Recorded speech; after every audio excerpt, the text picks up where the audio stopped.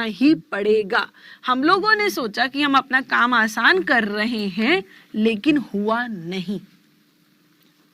इसीलिए मैंने कहा रीजनिंग में शॉर्ट ट्रिक होती ही नहीं है। रीजनिंग में एक स्मार्ट अप्रोच, एक स्मार्ट स्ट्रैटेजी होती है। क्यों?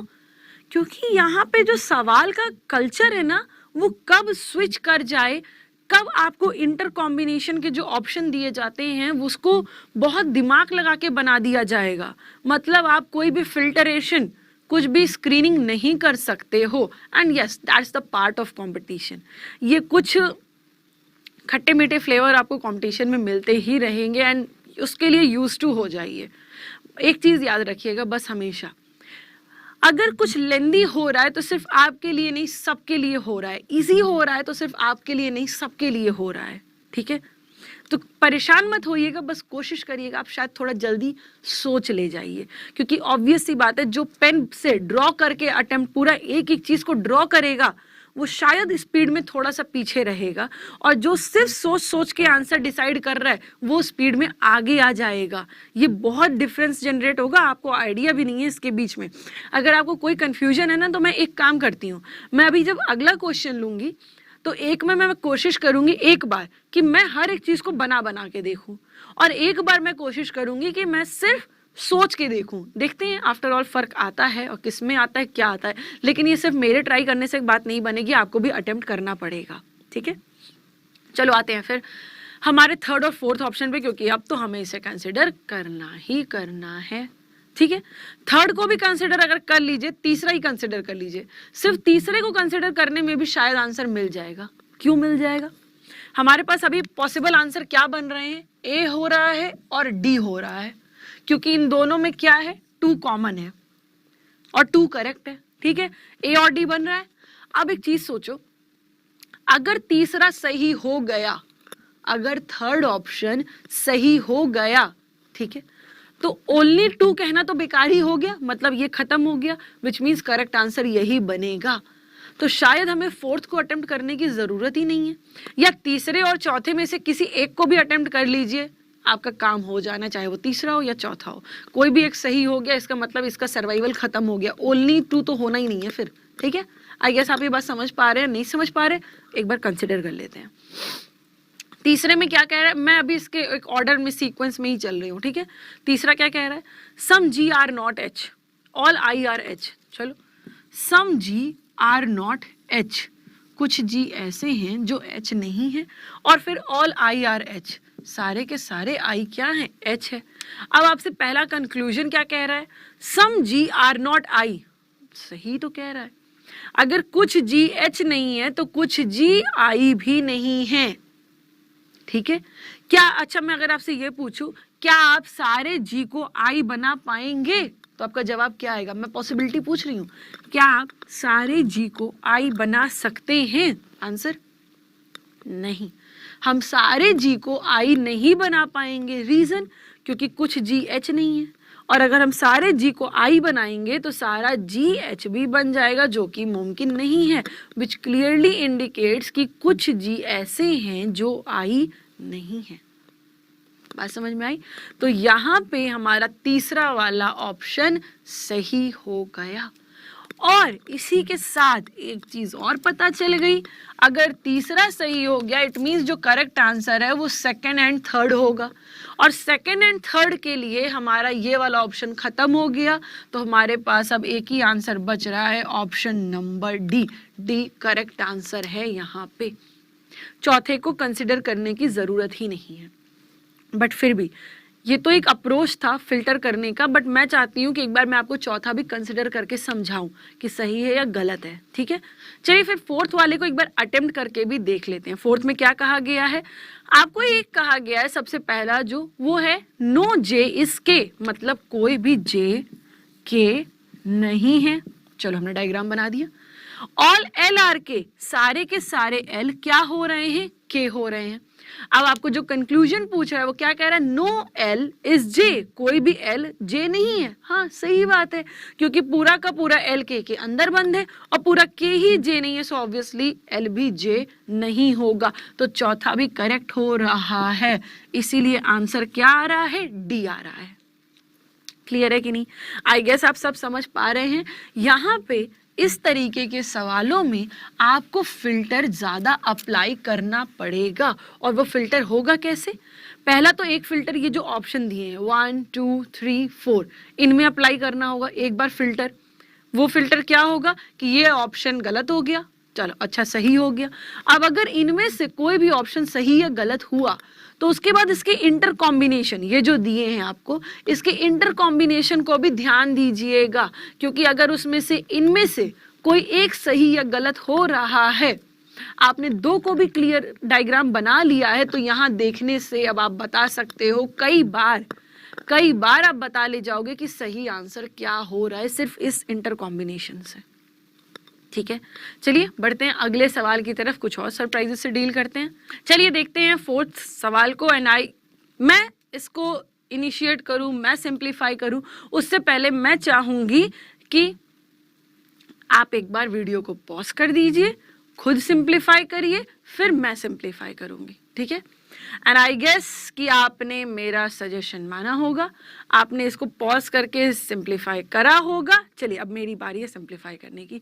यहाँ पे जो सबसे पहला स्टेटमेंट कह रहा है some A are B some B are C, so some A can be C. हाँ डेफिनेटली सही है। कैसे? देखो अपने दिमाग में आप सोच सकते हो ना, कुछ ए बी हैं, कुछ ए बी है, फिर कुछ बी सी है, और फिर ए और सी के बीच में पॉसिबिलिटी पूछ रहा है। हाँ, क्योंकि ए और सी के बीच में एग्जैक्ट रिलेशन नहीं है, और जब ए और सी के बीच में एग्जैक्ट रिलेशन नहीं है तो डेफिनेटली हम पॉसिबिलिटी तो क्रिएट कर ही सकते हैं। चलो अगर इन किसी भी कीमत पे कोई भी कंफ्यूजन हो तो मैं डायग्राम भी बना देती हूँ। Some A are B some B are C. अब क्या कह रहा है? कुछ ए के सी होने की संभावना है। हाँ बिल्कुल है, कुछ ए सी हो सकते हैं। सो हमारा फर्स्ट पार्ट यहाँ पे क्या हो गया? सही हो गया। पहला कंक्लूजन यहाँ पे क्या हो रहा है हमारा? सही हो गया। अब इसी के साथ एक अगली चीज समझना, ठीक है?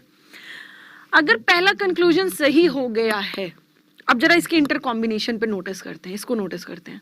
अगर पहला कंक्लूजन सही हो गया तो ए वाला पार्ट गलत है, क्योंकि फर्स्ट को तो आना ही आना है। बी वाला पार्ट हाँ ये पॉसिबल आंसर है फिलहाल मेरे लिए, ठीक है? बी है, अंडर कंसिडरेशन है। सी में क्या है? Only first and fourth. हाँ सी भी अंडर कंसिडरेशन है, हम सी को भी कंसिडर कर सकते हैं। D second third and fourth, इस डी ने तो फर्स्ट को रखा ही नहीं जो कि सही जवाब है, तो डी गलत हो गया। अब ई ऑल फॉलोज, हाँ ये भी हो सकता है सही जवाब हो जाए। लेकिन इसी नोट पे एक बात और, अगर ये जो इनमें से एक भी कॉम्बिनेशन, अभी हम लोग जब और ये चेक करेंगे ना सेकंड थर्ड और फोर्थ, इनमें से एक भी गलत हो गया तो इसका सर्वाइवल खत्म हो गया। क्यों? क्योंकि ये कह रहा है ऑल फॉलोज, और एक भी गलत हो गया तो इनका तो एग्जिस्टेंस ही नहीं है फिर। ठीक है, चलो फिर अपने आंसर पर पहुंचने के लिए जरा सेकंड ऑप्शन को कंसिडर करते हैं। सेकंड क्या कह रहा है? नो डी इज ई, और फिर कह रहा है all E are F. No D is E और all E are F, fine. फिर some F are not D, कुछ एफ ऐसे हैं जो डी नहीं है। बेशक ये कंक्लूजन सही है। सोचो एक बार, कोशिश करते हैं, सोचते हैं, फिर अटेम्प्ट करेंगे, पेपर मार्कर से सिंप्लीफाई करेंगे। नो डी इज ई, पूरा का पूरा डी ही ई नहीं है, ठीक है? और सारा ई के ऊपर में एफ बना दिया, तो ऑब्वियस सी बात है कुछ एफ ऐसे होंगे जो डी नहीं है। और वो कौन से कुछ एफ हैं? जिसको ई ने ढक के रखा है। समझ में आया? इमेजिन कर सकते थे ना, लेकिन इन एनी केस आपको पता है ये एक ह्यूमन टेंडेंसी है, अगर जब भी कभी सम नॉट वाला स्टेटमेंट या कंक्लूजन आ जाता है तो सोचने में कई बार कंफ्यूजन हो जाती है। सिर्फ सम नॉट के साथ ऐसा होता है। तो अगर आपको ऐसा कोई इशू हो रहा है या दिक्कत आ रही है तो अटेम्प्ट भी करके देख लेते हैं। नो डी इज ई, कोई भी डी ई नहीं है, ठीक है? ऑल ई आर एफ, सारे के सारे ई एफ है। अब क्या कह रहा है? सम एफ आर नॉट डी, हाँ सही तो कह रहा है। जो एफ को ई ने ढक के रखा है वो उतना एफ डी नहीं है, और वो है कितना जिसने ई को ढक के रखा है? एफ के कुछ हिस्से को ई ने ढक के रखा है, तो मतलब एफ का कुछ हिस्सा डी नहीं है। सो हमारा सेकंड कंक्लूजन क्या हो गया? सही हो गया। अब एक चीज और ध्यान दो, जब सेकंड वाला सही हो गया तो यहाँ पे जो हम लोगों ने बी, सी और ई 3 शॉर्टलिस्ट किए थे और सेकंड सही हो गया, तो ये क्या बी का सर्वाइवल अब रह गया सेकंड सही होने के बाद, क्योंकि ये तो कह रहा है ओनली फर्स्ट, ये खत्म, ठीक है। और सी क्या कह रहा है, ओनली फर्स्ट एंड फोर्थ, पहला और चौथा बता रहा है, बल्कि दूसरा भी सही बन रहा है, तो सी भी खत्म हो गया। इसका मतलब हमारे पास क्लियर आंसर आ गया option number E, that is all follows. मतलब यहाँ पर जितने भी कॉम्बिनेशन दिए गए हैं सारे के सारे कॉम्बिनेशन करेक्ट हैं। देखो मैंने सिर्फ 2 ऑप्शन को सिंप्लीफाई किया है, पहला और दूसरा, और सिर्फ 2 को सिंप्लीफाई करने के बाद मैंने इसके इंटर कॉम्बिनेशन को टारगेट किया और फिर मुझे क्लियर आंसर मिल गया। मुझे तीसरे और चौथे को ना बनाने की जरूरत पड़ी ना सोचने की जरूरत पड़ी। बट आप सोच रहे होगे कि मैम आप तो इतना स्टेप बाय स्टेप लिख रहे हो, है ना। लेकिन आपको मैं एक चीज बताऊं, मैं आपको समझा रही हूं, तो मेरे लिए लिखना जरूरी है। आप में से कुछ ऐसे होंगे जो सिर्फ मेरे कहने भर से शायद समझ जाएंगे, मैं थोड़ी सी हिंट दूंगी और आप पकड़ लोगे तुरंत मैं क्या कहना चाह रही हूँ। बट कुछ ऐसे भी होंगे शायद जो हमारे लिए न्यू स्टार्टर होंगे, जिन्होंने अभी अभी स्टार्ट किया होगा पढ़ना, सिलॉक को समझना, इस कंपटीशन में आना, उनके लिए शायद थोड़ी सी डिफिकल्टी हो रही होगी। अगर कल को उन्होंने भी एक काफ़ी समय सिलॉक को दे दिया हो या इस कंपटीशन को दे दिया हो, तो शायद वो भी मेरी एक सिंपल सी बात को तुरंत ग्रैब कर लेंगे। ये एक frequency all of sudden develop हो जाएगी आपके पास। आप जितना सवालों से डील करेंगे और जितने तरह तरह का सवाल देखेंगे और जितना एग्जाम देंगे, ठीक है। इसीलिए मैं अभी यहाँ पे स्टेप बाय स्टेप लिख के बता रही हूँ कि भाई इसको कैंसिल किया तो अब यही बचा है सही जवाब, ठीक है। लेकिन मेरे हिसाब से अब अगर मैं बात करूँ तो हमारे पास कोई आज की डेट में इनिशिएट करने वाला स्टूडेंट होगा जिसने अभी कंपटीशन की शुरू की होगी तैयारी, या कोई ऐसा होगा जिसने काफ़ी समय दे दिया हो। मेरे ख्याल से दोनों कैटेगरी मेरी बात समझ गई होगी कि मैं कहना क्या चाह रही हूँ। क्लियर है कि नहीं। तो थर्ड और फोर्थ को कंसिडर करने की ज़रूरत है ही नहीं, लेकिन फिर भी क्योंकि मैं यहाँ पे बात कर रही हूँ, आपको अपनी इमेजिनेशन स्किल भी शार्प करनी है, ठीक है। तो एक काम करते हैं, तीसरे और चौथे को इमेजिन करके भी देख लेते हैं, थर्ड देखते हैं क्या कह रहा है। Some G are not H, कुछ जी ऐसे हैं जो एच नहीं है, और ऑल एच आर आई, सारे के सारे एच आई हैं, तो all G can be I. हाँ, सारे जी तो आई बन ही सकते हैं, कोई इशू ही नहीं है। जी और आई के बीच में हम सारे जी को आई डेफिनेटली बना सकते हैं। यहाँ पे तीसरा भी सही है। डाउट आ रहा है, अटेम्प्ट करके देख लेते हैं क्या कह रहा है। Some G are not H, कुछ जी ऐसे हैं जो एच नहीं है। अगला क्या कह रहा है, ऑल एच आर आई, सारे के सारे एच आई हैं। अब फिर conclusion, all G can be I, क्या सारे जी को आई बना सकते हो। लो भाई, हमने आई को ऐसे बना दिया और सम जी आर नॉट एच इसके अंदर मेंटेन चल रहा है। इट मीन्स कि ये पॉसिबल है। अब आपने यहाँ एक चीज नोटिस की कि जरूरी नहीं है आपको इस तरीके के सवालों को डेफिनेट के ट्रैक पे ही पूछा जाए, बिल्कुल जरूरी नहीं है। इसे पॉसिबिलिटी में भी पूछा जा सकता है। आई गेस आप फर्स्ट और थर्ड में देख पा रहे होगे, है ना। इस तरीके के सवालों को पॉसिबिलिटी में भी पूछ सकते हैं, जरूरी नहीं है कि ये आपको हमेशा डेफिनेट में ही दिया जाए। सो आई गेस अब आप मेंटली प्रिपेयर रहोगे, अगर पॉसिबिलिटी भी आ जाए तो आप डील कर लोगे। मैं दोनों केसेस इसलिए बता रही हूँ क्योंकि ऑब्वियसली हमारे सिलॉक की 2 ब्रांचेस होती हैं, एक डेफिनेट होती है, दूसरी पॉसिबिलिटी होती है। अब मैं और आप जजमेंट लेने वाले कोई नहीं होते हैं कि एग्जाम में आएगा क्या, ये क्या आना ही आना है। हम और आप सिर्फ एक सोच सकते हैं कि ऐसा भी आ सकता है, ऐसा आने की संभावना है ना। चलिए चौथे वाले को भी जरा जल्दी से सोच लेते हैं, फिर बढ़ते हैं अगले सवाल की तरफ। चौथा क्या कह रहा है, ऑल ए आर बी, सारा का सारा ए बी के अंदर बंद है। नो बी इज सी, पूरा बी ही सी नहीं है, तो ऑब्वियस सी बात है पूरा ए भी सी नहीं होगा। मतलब ये इसका जो हमारा कंक्लूजन पार्ट कह रहा है वो एकदम सही कह रहा है, no A is C. Fourth part भी सही है। चलो डायग्राम भी बना के देख लेते हैं। ऑल ए आर बी, और फिर क्या कह रहा है, नो बी इज सी, और फिर कह रहा है नो ए इज सी, कोई ए भी सी नहीं है। हाँ सही कह रहा है, डायग्राम से क्लियरली पता चल रहा है, इसलिए इसका आंसर आ गया हमारे सारे के सारे कंक्लूजन सही है। बढ़ते हैं अगले सवाल की तरफ, देखते हैं अगला सवाल क्या कह रहा है। Let's see the next one. Okay, next आपकी स्क्रीन पे आ चुका है। फिर ट्रेडिशनली मैं यही चाहूंगी, एक बार आप इसको पॉज कर दीजिए, खुद अटेम्प्ट करिए, फिर मैं सिंप्लीफाई करूंगी। एक आंसर बना लीजिए पहले आप खुद का, ठीक है।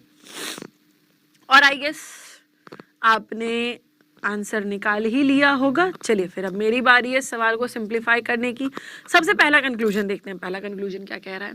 पहला वाला कह रहा है no A is B, no B is C, तो some A can be C. Definitely हो सकता है, हमने इमेजिन करके ही आंसर कर लिया। कोई भी ए बी नहीं है और फिर कोई भी बी सी नहीं है, तो ए और सी के बीच में तो कोई रिलेशन ही नहीं है। और जब ए और सी के बीच में कोई रिलेशन नहीं है तो ए और सी के बीच में आप संभावना पूछोगे तो हम सही बोलेंगे। चलो देख लेते हैं। नो ए इज बी और नो बी इज सी। अब आप पूछ रहे हो क्या ए और सी के बीच में कुछ सम A can be C possibility है? डेफिनेटली कुछ ए सी हो सकते हैं। सो यहाँ पे पहला पार्ट इसका क्या हो रहा है? सही हो रहा है। इसी के साथ अब एक चीज और, फर्स्ट पार्ट यहाँ पे क्या हो रहा है? सही हो रहा है। ये हमारे बेसिक हैं, ये इसके इंटर कॉम्बिनेशन है। अब फिर आते हैं जरा हिंट को, इसको इंटर कॉम्बिनेशन को छाटने में। तो जब पहला सही हो रहा है तो ए आंसर बनेगा? नहीं बनेगा। बी आंसर हाँ हो सकता है, ओनली फर्स्ट हो जाए। सी आंसर बनेगा? हाँ, क्योंकि फर्स्ट के साथ फोर्थ दिया है, हो सकता है। डी बनेगा? नहीं बनेगा, क्योंकि सेकंड थर्ड एंड फोर्थ बोल रहा है तो डी तो होगा नहीं। ई होगा? हाँ ई हो सकता है, क्योंकि 1 आ रहा है ई में। क्लियर है कि नहीं? चलो अब ऑप्शन नंबर 2 को कंसिडर करते हैं जरा।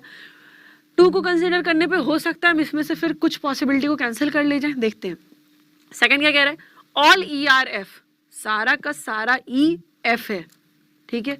और फिर क्या कह रहा है? नो डी इज ई, कोई भी डी ई नहीं है। और फिर पूछ रहा है all F can be D, क्या सारे एफ डी हो सकते हैं?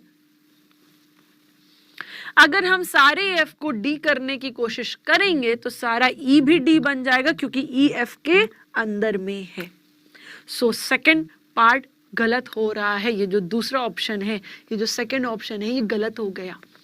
इन एनी केस डाउट आ रहा है सोचने में, अटेम्प्ट करके देख लेते हैं। फिर क्या कह रहा है?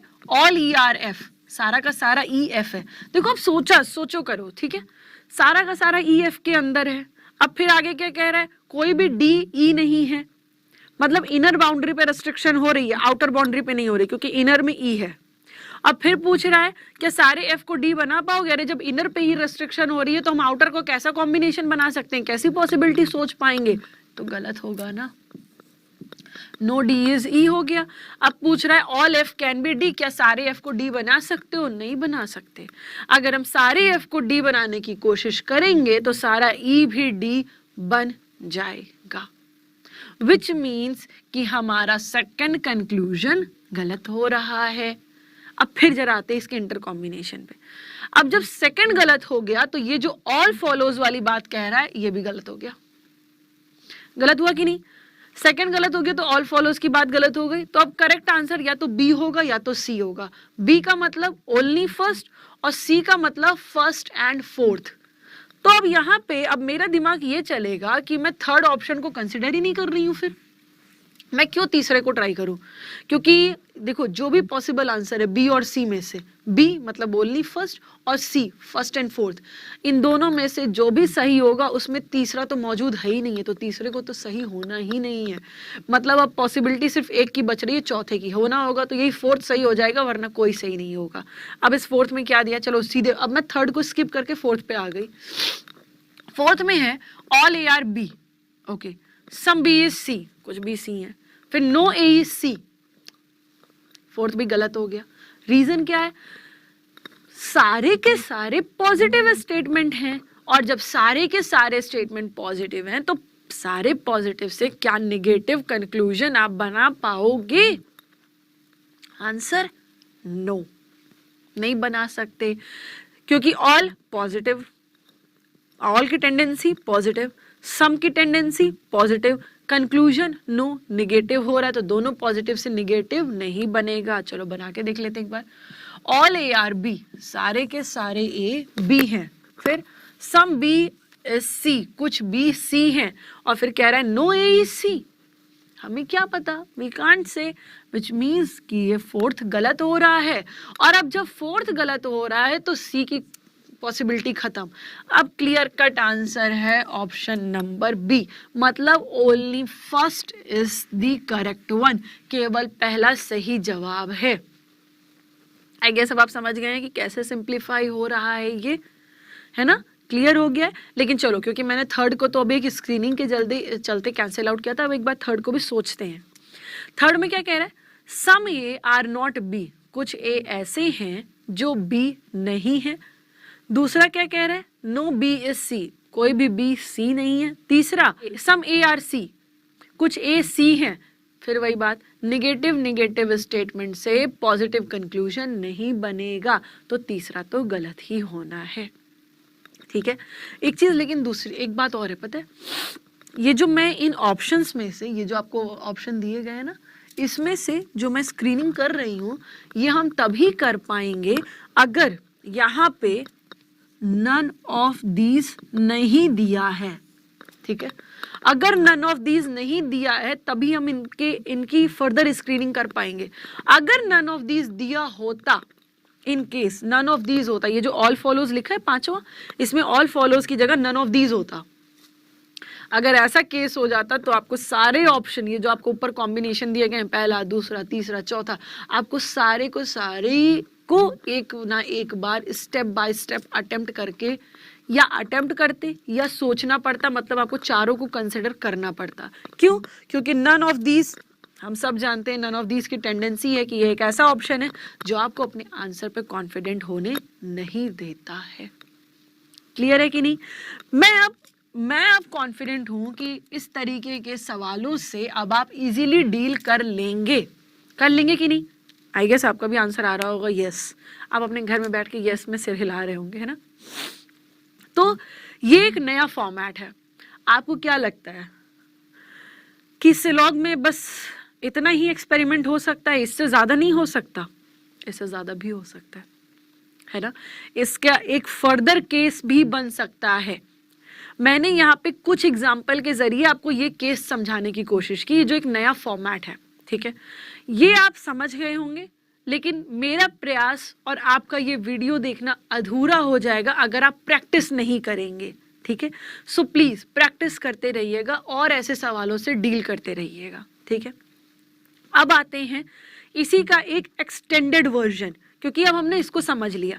अब मैं, जैसा कि आपने देखा होगा, हमने जो प्रीवियस जितने भी पार्ट्स थे, हमने क्या किया था, हमने स्टेप बाय स्टेप सबका लेवल रेस किया है। सिटिंग हो, पजल हो, सिलॉग हो, कोडिंग हो, पहले हम बेसिक्स पढ़े हैं, फिर हम उसका एक्सटेंडेड वर्जन पढ़ते चले गए हैं, moderate, high level, extreme high level. ठीक है, अब हम इसका एक अगला लेवल देखते हैं, इसका एक एक्सटेंडेड वर्जन देखते हैं।